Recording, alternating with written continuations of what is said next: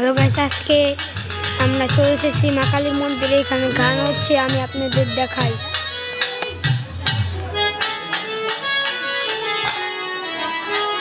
Hello,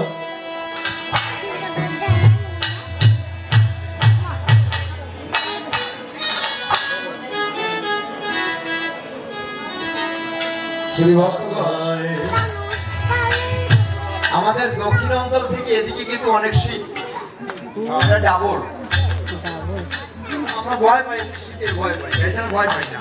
দক্ষিণ অঞ্চলে যে জঙ্গলে যে বাঘ আছে রয়্যাল বেঙ্গল টাইগার, ভয় পাই না, ভয় পাই শীত নিয়ে।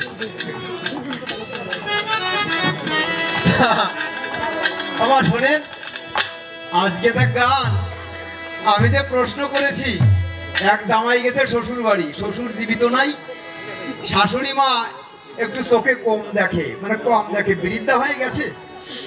এখন জামাইকে সেবা দেওয়ার জন্যে উনি ওই চাল কোটে না কি করে, আপনার গুড়ি তৈরি করে তো নাকি পিঠা খাওয়াবে। এখন ওই যে লম্বা লম্বা পিঠা তৈরি করে বেশ ভালো করে ভান্ডের ভিতরে দুধ দিয়ে রস দিয়ে ভিজায় রাখছে। হায় রে কপাল, পড়বি তো পর, বড় এক লেজালা ইঁদুর ওর ভিতরে গিয়ে মরে, কিন্তু ওই পিঠের মতো মানে বড় পিঠে হয়েছে, বড় পিঠা, লেজ তো লম্বা, মূলত তো ইঁদুর। এখন শাশুড়ি মাতা তো চোখে কম দেখে, রাত্রে যখন দিছে জামাইয়ের পাতে, দিবি তো দে ওই বড় পিঠা দিছে। এখন জামাই টিপ দেয়, টিপ দিয়ে যখন উঁচু করছে, আচ্ছা পিঠার কি লেজ আছে নাকি, যখন টিপ দিয়ে যখন উঁচু করছে দেখে নিচের দিক বড় এক লেজ। তো কয় শাশুড়ি মা বলছে, বাবা কি হয়েছে? কয় পিঠা কত খাইছি, এরকম লেজ আমার পিঠা তো কোনোদিন খাই নাই।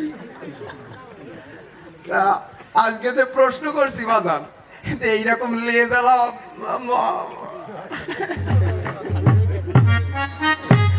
প্রশ্ন বা করি কি জবাব বা কি দেয়? প্রশ্ন ছিল কি, প্রথম প্রশ্ন তোমার নাম কি, তাই না? আমার নাম কি? তারপরে প্রশ্ন যে তুমি জীবের ধ্বংস করো কি, তাই ছিল না? যে পাশে পঞ্চ মিলে গেল, উনি আবার টেনে নদিয়ায় আনলো, পঞ্চতত্ত্ব মিলাইছে। আরে পঞ্চভূত আর পঞ্চতত্ত্ব এক না রে কর্তা, এক না। তা ওনার তো পারবে কিনা জানি না, উনি জানে দমে জানে। তাহলে আমি ছোট একটা প্রশ্নের জবাব দিয়ে যাই। শিব ঠাকুর ধ্বংস করেন কি? পাশে পঞ্চভূত মিলে গেল, সত্য কথা বলো, থাকে কি জীবের? আমরা যখন ভূমিতে এসেছি খালি হাতে এসেছিলাম, কিন্তু এ জায়গায় এসে কি পেলাম? দাদার নাম কি?